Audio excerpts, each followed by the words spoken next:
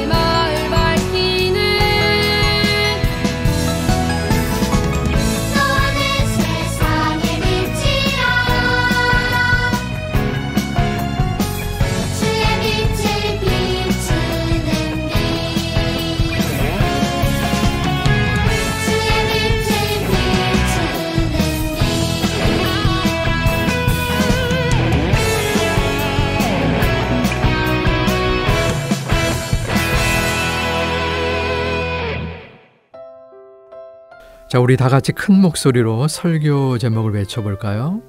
순결한 성품으로 살아가요. 다시 한번 외쳐보겠습니다. 순결한 성품으로 살아가요. 오늘 설교 본문 마태복음 5장 8절, 에스겔 36장 25절에서 27절 말씀을 한 목소리로 읽어볼게요. 마음이 청결한 자는 복이 있나니 그들이 하나님을 볼 것이며. 다음 에스겔입니다. 맑은 물을 너희에게 뿌려서 너희로 정결하게 하되 곧 너희 모든 더러운 것에서와 모든 우상 숭배에서 너희를 정결하게 할 것이며 또 새 영을 너희 속에 두고 새 마음을 너희에게 주되 너희 육신에서 굳은 마음을 제거하고 부드러운 마음을 줄 것이며 또 내 영을 너희 속에 두어 너희로 내 율례를 행하게 하리니 너희가 내 규례를 지켜 행할지라. 아멘. 여기 세 개의 한자가 있어요. 이것은 주일학교 학생뿐 아니라 어른들에게도 어려운 글자인데요. 이 한자가 사용된 성경 구절을 힌트로 한번 보여줄게요. 먼저 첫 번째 한자가 사용된 성경 구절입니다. 한번 추측을 해보시기 바랍니다. 이스라엘 자손에게 명령하여 불을 켜기 위하여 감람을 찢어낸 모모한 기름을 내게로 가져오게 하여 계속해서 등잔 불을 켜둘지며 여호와의 말씀은 모모하며 흙 동안위에 7번 단련한 은 같도다. 자, 무슨 글자일까요? 순결한, 순결하며 바로 순결입니다. 자, 두 번째 한자가 사용된 성경 구절입니다. 내가 또 내 손을 내게 돌려 내 찌꺼기를 잿물로 씻듯이 녹여 모모하게 하며 내 혼잣말을 다 제하여 버리고. 이 교훈의 목적은 모모한 마음과 선한 양심과 거짓이 없는 믿음에서 나오는 사랑이거늘. 자, 어떤 글자일까요? 두 번째 글자는 같죠. 첫 번째 글자 바로 청결하게, 청결한 마음과 청결입니다. 자, 마지막 세 번째입니다. 거기에 유대인의 모모 예식을 따라 두세 통 드는 돌 항아리 6이 놓였는지라. 하나님 아버지 앞에서 모모하고 더러움이 없는 경건은 곧 고아와 가부를 그 환난 중에 돌보고 또 자기를 지켜 새 속에 물들지 아니하는 그것이니라. 정결 예식을 따라 정결하고 더러움이 없는. 자, 세 한자 모두 마지막에 결이 있죠. 이 결은 깨끗할 결이라고 합니다. 하나님의 성품에 대해 말해주고 있는 이 단어들의 의미를 생각하며 오늘 말씀을 함께 나누어 보도록 하죠. 하나님은 거룩하십니다. 거룩하신 하나님이 우리를 예수님의 피로 거룩하게 해 주셨어요. 하지만 우리가 하나님의 말씀에 불순종할 때에 마음이 부패하고 더러워지는 것이죠. 어떻게 해야 깨끗해질까요? 어떻게 해야 마음이 순결해질까요? 순결은 오염되거나 때묻지 않은 상태를 말해요. 순결한 성품은 깨끗하고 정결해서 하나님께 가까이 나아가게 해요. 오늘 말씀을 통해 예수님이 말씀하시는 순결이 무엇인지, 내가 어떻게 순결의 성품을 훈련할 수 있는지 자세히 알아볼게요. 마태복음 5장에서 예수님은 하나님 나라 백성의 마음이 어떠해야 하는지를 가르쳐 주셨어요. 오늘 함께 읽은 5장 8절에서 말하는 청결은 6번째 복이에요. 예수님은 마음이 청결한 자가 하나님을 볼 것이라고 가르치셨어요. 마음이 청결하다는 것은 그 마음의 동기, 생각, 감정이 깨끗하고 순결하다는 것을 말해요. 순결은 오염되거나 때묻지 않은 상태를 말하는 것이죠. 순결한 성품은 하나님께 가까이 나아가게 해요. 그래서 레위기 말씀에서는 부정한 것을 깨끗하게 하는 정결의식을 아주 중요하게 다루고 있는 것을 볼 수 있어요. 하나님의 백성이 죄악과 부정한 것으로부터 구별되어 거룩하게 해야 한다는 것을 계속해서 알려주시기 위함이지요. 정결한 자만이 하나님께 나아갈 수 있다는 것을 강조하는 것이에요. 자, 그런데 우리는 모두 죄인이에요. 예레미야 17장 9절은 이렇게 말씀하고 있어요.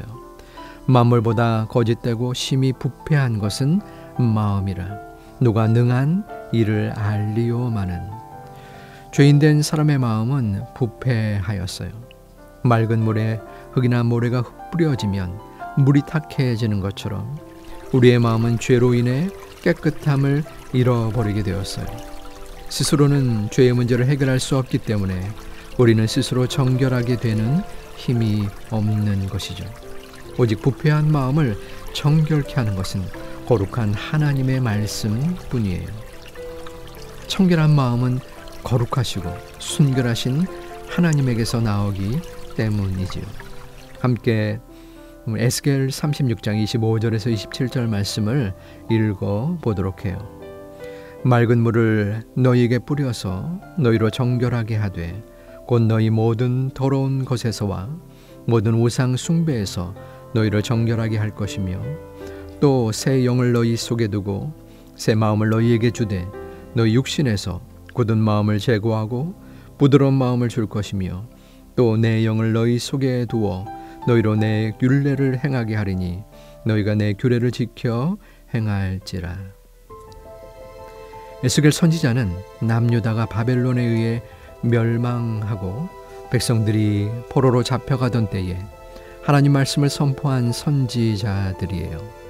하나님을 배반하는 백성에게는 반드시 심판이 있다는 것과 동시에 심판 너머에 하나님의 크신 긍휼이 있음을 전해 주었어요. 에스겔 36장 25절 말씀을 보면 하나님은 맑은 물을 너희에게 뿌려서 너희로 정결하게 할 것이라고 말씀하세요. 하나님은 죄로 인해 부패한 우리의 마음을 자신의 이름을 위하여 회복시키기로 결정하셨어요. 우리가 모든 더러운 것과 우상 숭배에서 정결하게 해야 하는 이유는 하나님의 이름을 드러내기 위함이에요. 맑은 물을 뿌려 정결하게 하신다는 말씀은 우리가 예수님의 피로 정결해진다는 것을 상징하지요. 한번 따라 해볼까요? 그 아들 예수의 피가 우리를 모든 죄에서 깨끗하게 하실 것이요. 우리를 모든 죄에서 깨끗하게 하실 것이요. 우리 한번 이어서 해볼까요? 제가 먼저 하겠습니다. 그 아들 예수의 피가 우리를 모든 죄에서 깨끗하게 하실 것이요. 그 아들 예수의 피가 우리를 모든 죄에서 깨끗하게 하실 것이요. 아멘. 그래, 우리가 이 말씀을 믿을 때에 예수님의 보혈로 정결해지는 것이에요. 또 하나님은 새 영을 우리 속에 두시고 새 마음을 우리에게 주셔서 우리의 굳은 마음을 제거하고 부드러운 마음을 줄 것이라고 말씀하셨어요. 즉 마음을 새롭게 하시고 부패한 마음이 정결하도록 바꿔 주시는 것이에요. 이것은 우리가 완전히 새롭게 된다는 것을 의미해요. 우리가 이전과는 전혀 다른 존재로 변화되는 것이죠. 그래서 이제는 하나님의 말씀에 순종할 수 있게 되었어요. 에스겔 선지자가 선포한 말씀은 약속이에요. 그리고 그 약속은 이 땅에 오신 예수님을 통해 이루어졌어요. 하나님은 자신의 아들 예수님을 이 땅에 보내셔서 이 일을 이루신 것이에요. 예수님은 십자가에서 피 흘려 죽으심으로 우리의 죄를 씻으시어 우리를 깨끗하고 정결하게 해 주셨어요. 예수 그리스도 안에서 정결하게 된 우리는 하나님의 자녀가 되어 하나님을 바라며 하나님과 친밀한 교제를 할 수 있게 되었어요. 이제 우리는 우리를 깨끗하게 하시는 예수님의 십자가 보혈을 의지하며 말씀을 따라 살아가야 해요. 하나님의 영이 우리 가운데 오시면 우리는 하나님의 말씀을 따라 살아갈 수 있어요. 하나님의 자녀로 살아가며 말씀을 사랑하고 지킬 수 있는 것이죠. 그러면 마태복음 5장 8절에서 말한 것처럼 정결한 자가 누리는 복을 따라 하나님을 볼 수 있어요. 하나님을 본다는 것은 하나님을 알고 경험하고 하나님의 자녀됨을 누리며 살아간다는 뜻이에요. 이제 우리는 예수님을 통해 새롭게 되고 정결해져서 하나님의 말씀을 따라 살아갈 수 있어요. 그리고 마음이 청결한 사람이 누리는 복을 누릴 수 있는 것이죠. 하나님을 볼 수 있고 하나님께 가까이 나아갈 수 있어요. 여러분은 거룩하신 하나님을 닮은 모습으로 살아가기를 원하나요? 깨끗하고 정결한 삶으로 하나님의 자녀답게 살기를 원하시나요? 오늘날은 행동의 결과가 그 행동의 옳고 그름의 판단 기준이 되는 결과주의가 퍼져 있어요.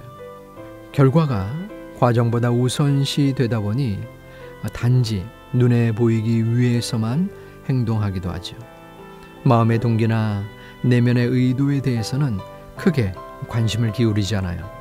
그러나 하나님은 마음의 중심을 보시는 분이에요. 오늘 말씀은 마음이 청결한 자는 복이 있나니 그들이 하나님을 볼 것이미요 라고 분명히 말해주고 있어요.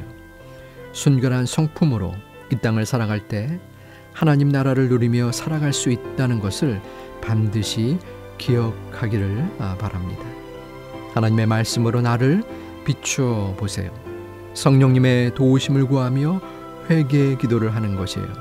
그러면 깨끗한 마음으로 하나님께 더 가까이 나아갈 수 있어요. 하나님이 새 영을 부어주셔서 새롭게 되었으니 이제 말씀에 순종하며 순결한 성품으로 이 땅에서 하나님 나라를 살아가게 되기를 소망하며 축복합니다.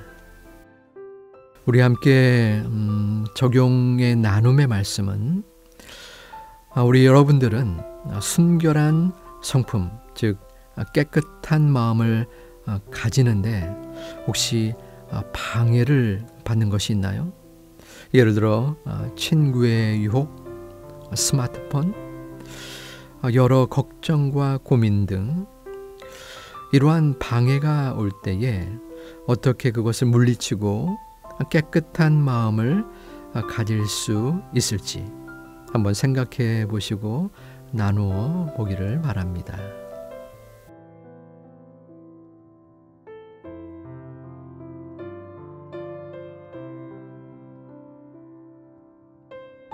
자, 우리 함께 적용하고 나눈 말씀을 기억하며 오늘은 우리 가족 중에 생일이 제일 늦은 사람, 늦은 분이 기도해 주시기를 바랍니다.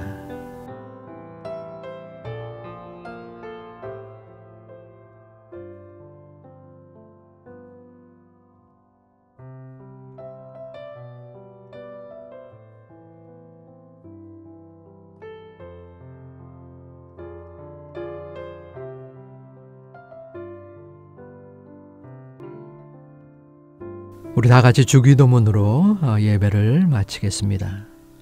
하늘에 계신 우리 아버지여, 이름이 거룩히 여김을 받으시오며 나라에 임하옵시며 뜻이 하늘에서 이룬 것 같이 땅에서도 이루어지이다. 오늘날 우리에게 일용할 양식을 주옵시고 우리가 우리에게 죄 지은 자를 사하여 준 것 같이 우리 죄를 사하여 주옵시고 우리를 시험에 들게 하지 마옵시고 다만 악에서 구하옵소서. 대개 나라와 권세와 영광이 아버지께 영원히 있사옵나이다. 아멘. 특별히 이번 한 주는 부흥 집회가 있습니다. 말씀 사경회에 여러분들 마음을 열고 큰 은혜를 체험받는 소중한 한 주간이 되기를 소망합니다. 샬롬.